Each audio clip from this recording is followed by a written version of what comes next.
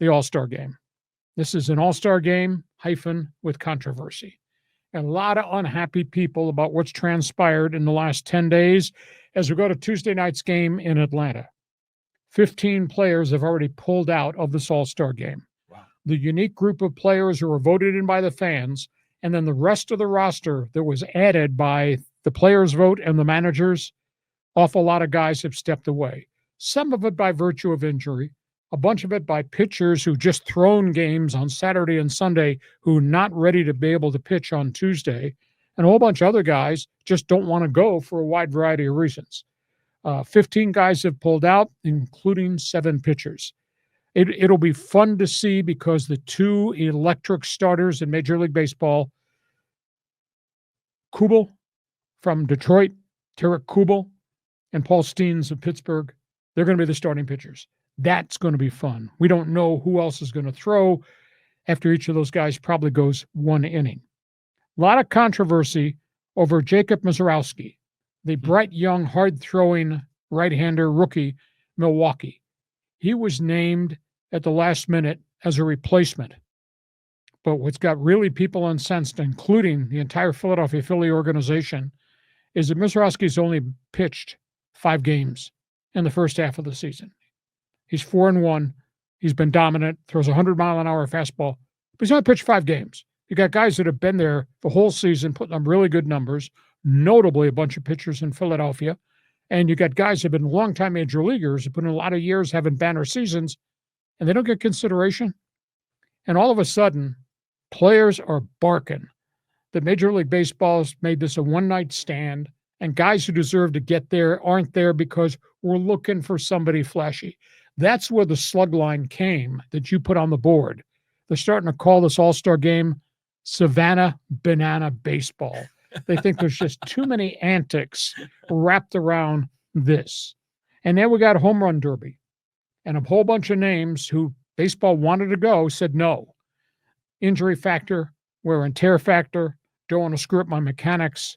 So there is no Aaron Judge. There is no Pete Alonso in the home run derby. There is no Fernando Tatis. And there's no Juan Soto. So we got a lot of second-tier guys who got some pop, but there's no grab me, I got to see how many home runs these guys hit in the home run derby. And it wouldn't be the All-Star game and home run derby if we didn't have something swirling around Juan Soto. Soto didn't get elected to the All-Star game, didn't get chosen, didn't even get invited for home run derby, despite the fact he's got 23 bombs. He's kind of peeved. And he told friends he was upset. Ready for this one, John? He told friends he was upset because he had a big money bonus clause in his $765 million contract. He would get additional money if he got to the All-Star game or elected to the home run derby.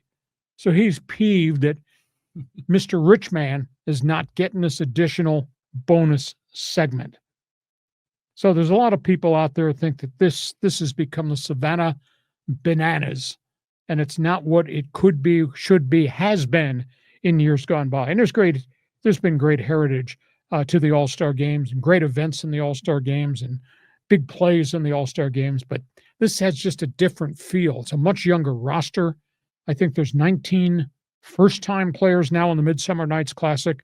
But boy, there's a lot of barking about selection process, who got in, who didn't get in, why didn't choose this replacement guy. Cool for the Padres.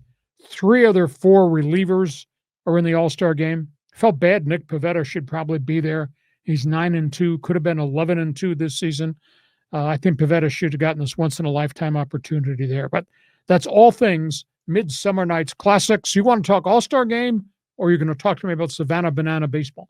I want to talk about this whole grudge mode thing amongst the players, because on one level, you've got guys that are saying, I don't want to play in the All-Star game. I just pitched on Friday or Saturday night, or, oh, my hip is barking a little bit, and so the guys and they're passing on the home run derby even. And then meanwhile, you got these other guys that are saying, damn it, why is that Milwaukee kid in there, only pitched 5 games and it's leaving me out of this? I think in the end, Juan Soto said the unsaid, which is it's all about the contract. And a lot of these guys get all-star bonuses. So I'm sure that means a lot more to the players than the prestige of being on the all-star team.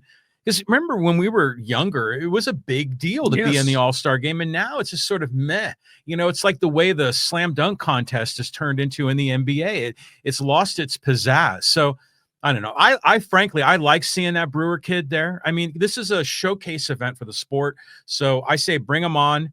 And yeah, Soto, you know, you could think that. You could talk about that with your wife, but you don't say that publicly. There's a lot of junk that's come out of his mouth he shouldn't say publicly, Right, but that's exactly. that's Mr. Me, Myself, and I. Mhm. So we got the All-Star game, 5 o'clock on Tuesday night. We'll watch it for a while, but it doesn't carry the oomph that it did before. Not at all.